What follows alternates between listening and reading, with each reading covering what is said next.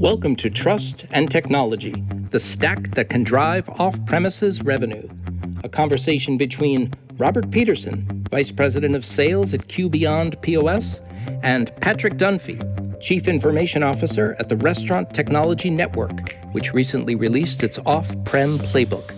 Robert and Patrick will discuss trust, data collection, the importance of open API standards, and much more. I'd like to jump into our first question.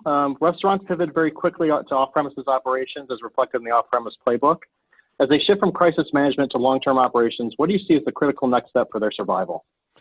So one of the things that I firmly believe in is brand trust. Bringing your guests back to your restaurant from a thriving in 2020 perspective.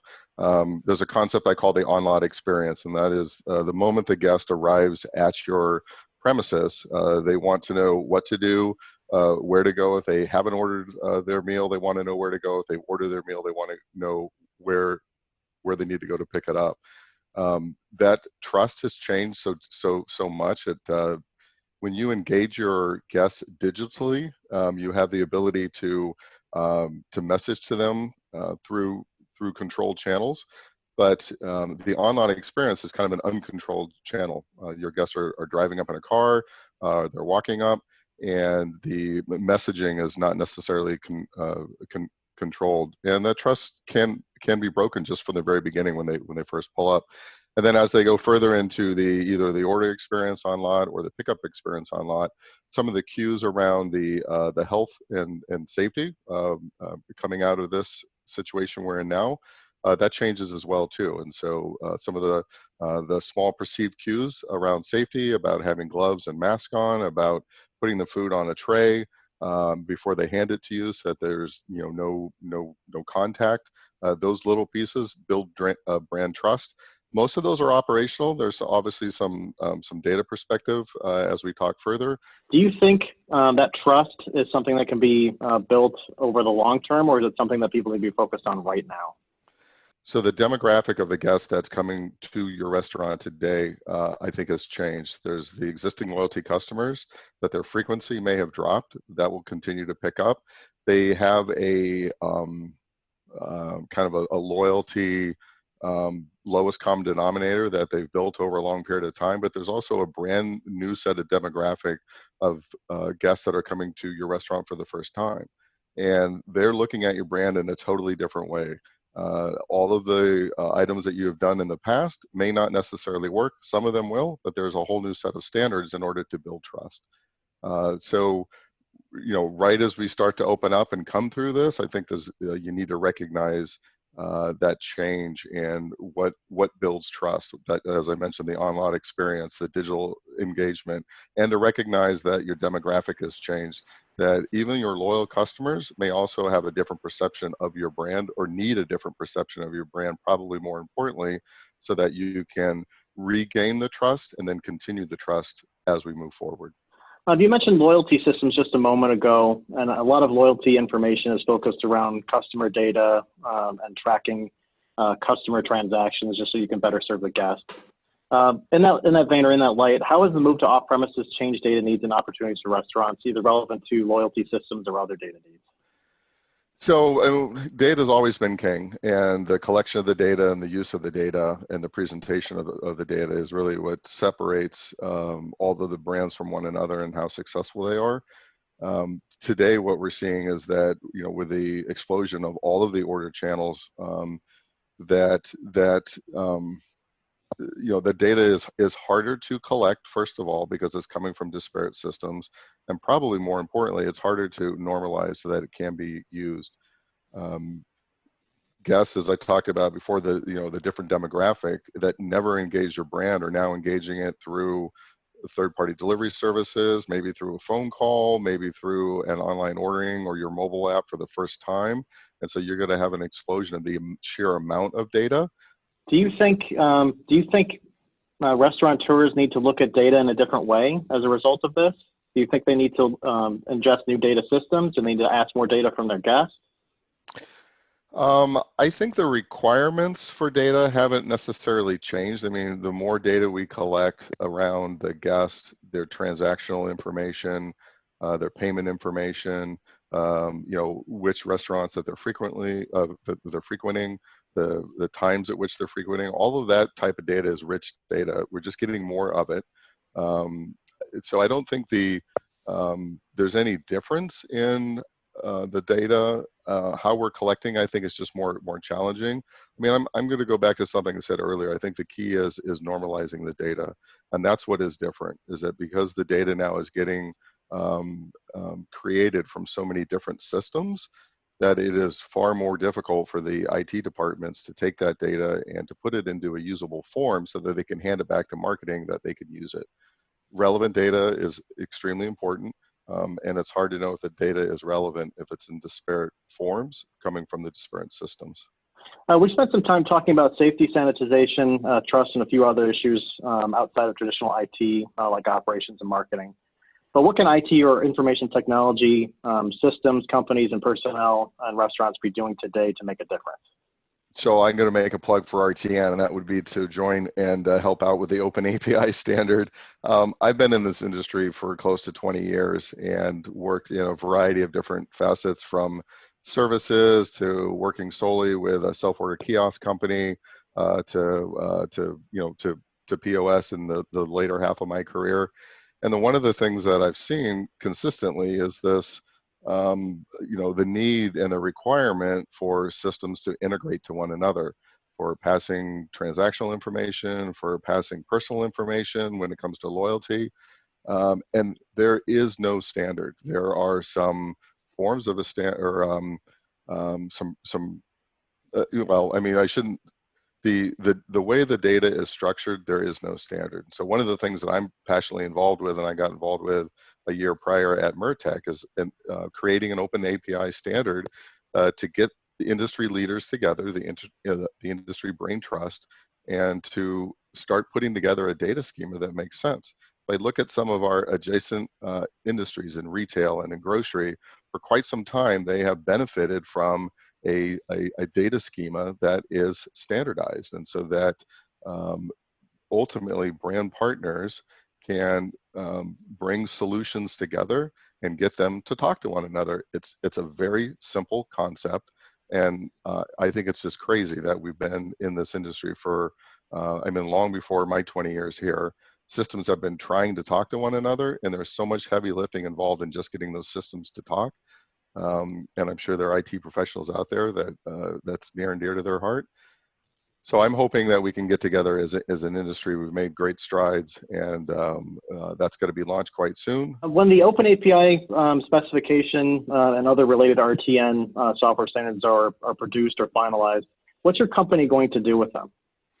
So we plan to adopt them. I mean, we've talked about this for the last year in the group, which is right out of the gate. I think the best thing we can do is for a brand partner and a solution provider or a group of solution providers to launch their first store to go live with the open standard.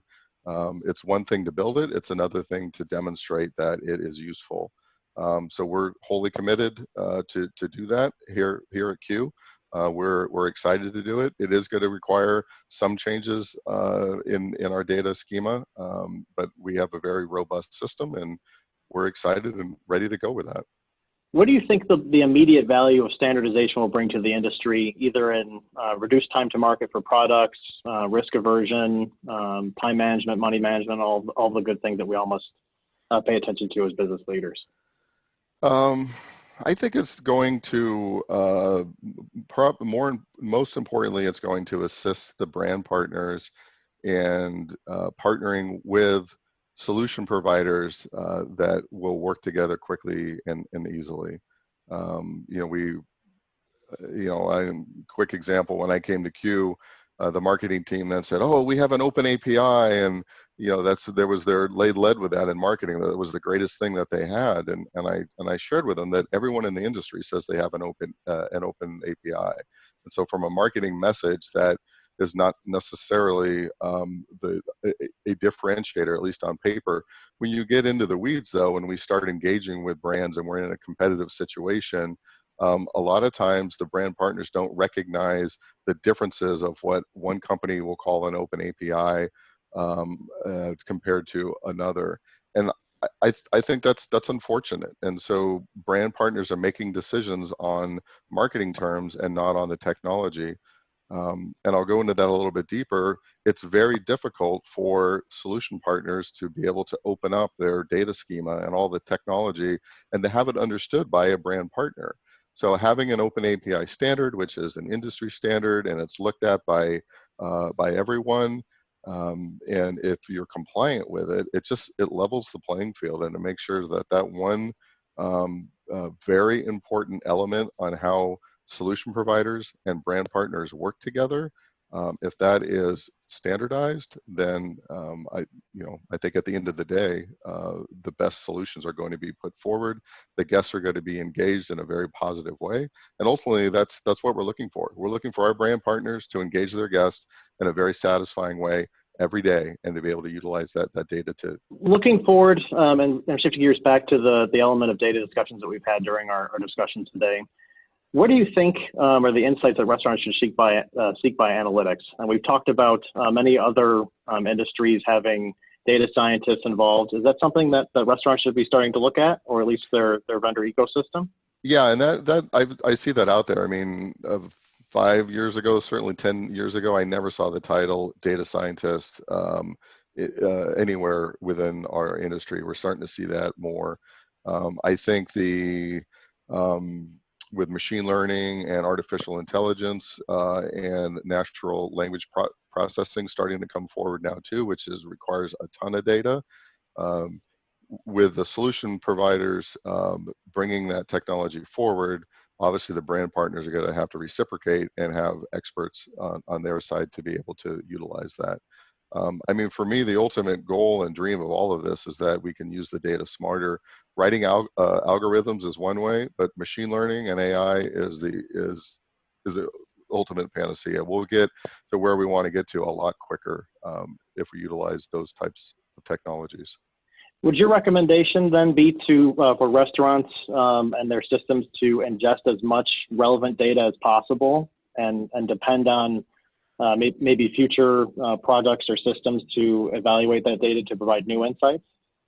Should restaurants be sucking up as much data as they possibly can at this point?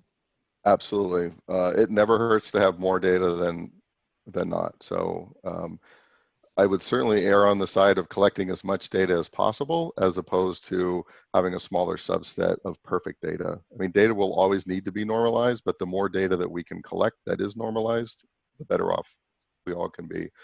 I mean, one of the things that we're doing at Q is we can see trends. The larger the data set, we can see trends. So we can do things such as fraud analysis, and we can look at the transactional data as well, not just for fraud, but for promotional purposes. And again, the greater the data set, the more trends that we can spot. And obviously we share that with our brand partners as well. Do you think the same amount of data collection should occur around operational issues like employee management, hours management, and other operational considerations outside of issues like fraud? Yeah, I mean, of course. I mean, any area within the restaurant that can be improved by data should be. I know that list management, around the temperature checks, et cetera, that's important data. So HACCP is something that's come forward as well, and that's transparency in the supply chain of the raw goods.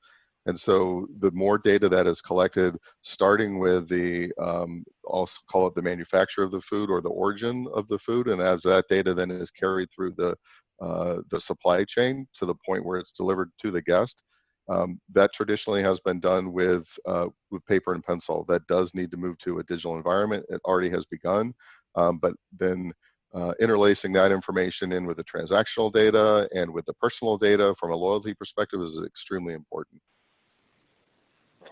Well, it sounds to me like we finally have a use for blockchain in the restaurant environment as we evaluate supply chain. So I'm glad to see that finally expand outside of the traditional cryptocurrency implementations that we've been reading about now for the better part of 10 years. Yeah, I mean, that's an important point, is that, here's like operational data is a completely different set of data within the restaurant operations, the finance, the the transactional data. There's all these different types of data. Those as well has been disparate systems, and so to be able to interlace all of that data, because it does all come together at the same time. That's ultimately what I think we can achieve with this open API standard. We're focused today on menu synchronization, a lot of the transactional information, but there's no reason that we wouldn't, as we go beyond loyalty, to add the operational data into the standard as well. Great. And then at the other side of the coin, and it's something that I've certainly thought a lot about in my work here with RTN and other roles. What do you think the industry needs to do as a result of all the privacy regulations that have come up in the space, either GDPR, which is the General Data Protection Regulation, or CCPA, which is the California Consumer Privacy Act? What do you think restaurants need to be mindful of to stay away from issues related to those regulations? So I think this goes back to our original conversation around trust. We talked a lot about the operational things that can be done in order to build trust. From a data perspective, that has always been there. I think it's been a little bit lax with the situation we're in. People are running to digital channels and they're coughing up their email addresses and their phone numbers because they're hungry and they want to get food, and they're engaging these digital platforms. But ultimately, as we move through this, a guest, in order to continue to build their trust, they need to know that that data is transparent to them, and that if they need to manage the data, such as is done on the social platforms, that there is an ability to do that.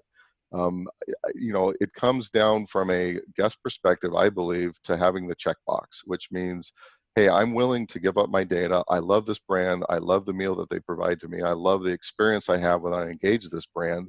And I'm willing to give up my data, but I also want to know in the back of my head that at any point, if I want to exit, that I have absolute control of all of the data that I have shared.